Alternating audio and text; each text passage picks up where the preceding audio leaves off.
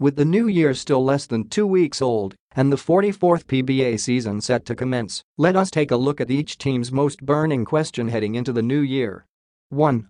Alaska Aces. Can they get over the championship hunt? Year in and year out, the Alaska Aces are consistently one of the strongest contenders in the PBA. With 14 championships for the franchise, the players and the coaching staff for the Aces are held by a standard unlike most other teams.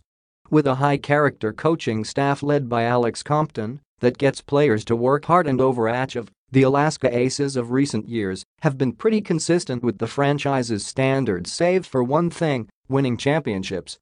Despite 5 finals appearances and a consistent playoff fixture since taking over as head coach, the Alex Compton era has produced 0 championships for the Alaska franchise. Compton now holds the record for most successive finals defeats for a head coach. While making the finals numerous times is definitely a notable achievement in itself, having the distinction of not being able to deliver all the way is something that Compton and the rest of the Alaska players certainly don't want to have. With an intact roster filled with a mix of veteran and developing talents, the Aces have all the reason to believe that they can finally snatch that elusive championship trophy this year. 2. Barangay Ginebra San Miguel. Can they finally get Japheth Aguilar and Greg Slaughter healthy together for a full season? When Ginebra drafted Greg Slaughter with the first overall pick in 2013, fans started having fever dreams of how a partnership with Japheth Aguilar will give every other team nightmares as Ginebra collects championships left and right. Unfortunately, numerous injuries have prevented PBA fans from seeing the full potential of a Slaughter-Aguilar tandem for a whole season.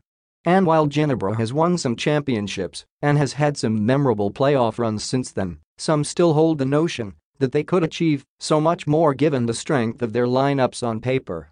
With both Slaughter and Aguilar now on the wrong side of 30, and with a long history of injuries with them, time is running out for the duo to showcase their talents together for a full season at a high level.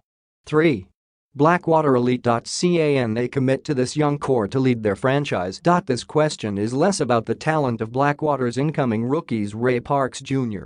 Should they keep him, Paul Desiderio, and Abu Trader, as well as their returning young players like Mac Bello, Mike DiGregorio, Alain Maliksi, and Ray Morose, and more about the direction that the Blackwater franchise is going?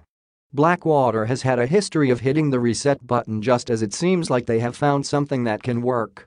The Elite have consistently followed up every encouraging conference they have had with an underwhelming one, after which they decide to reboot their lineup or even their coaching staff.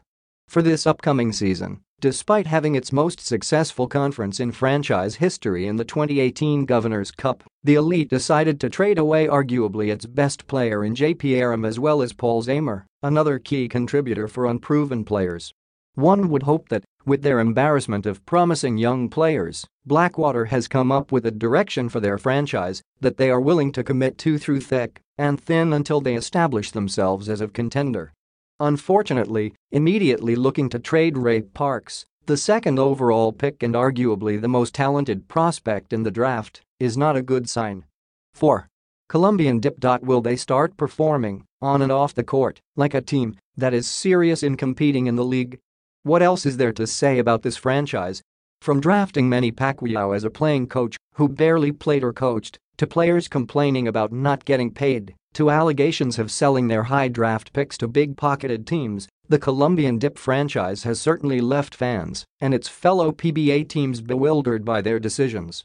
With the PBA's latest mandate on prohibiting number 1 overall picks from being traded, the Dip now have a cornerstone to build around in CJ Perez.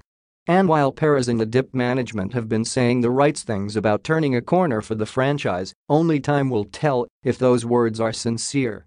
5. Magnolia Hotshots. Is the 2018 Governor's Cup Championship the first of many championships of a new era? After failing to even reach the finals in any conference during their 3-year stint as the Pure Foods star, the Magnolia Pure Foods franchise decided to rebrand as the Magnolia Hotshots for the 2017-18 season. The franchise's new name was immediately rewarded with 2 finals appearances and 1 championship in its very first season. With Paul Lee and head coach Chito Victorero leading the way, the Hotshots have all the tools to be consistent championship contenders for the years to come. 6. Meralco-Bolts.ca and they finally excel in the Philippine Cup. For the past 3 years, the Meralco Bolts have struggled mightily in the Philippine Cup only to perform better in the succeeding Commissioner's Cup and even more so in the Governor's Cup. Will this be the year that the locals finally prove their worth? They certainly have the talent for it. With Chris Newsom, Jared Dillinger, Baser Amair, and Cliff Hodge in tow, the Bolts have more than enough talent to compete with the best that the PBA has to offer.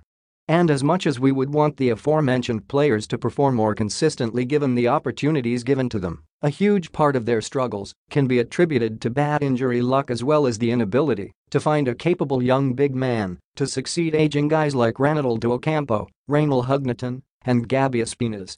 Expect the Bolts to be on the lookout for underutilized promising young big men that they might be able to lure away with the right trade package.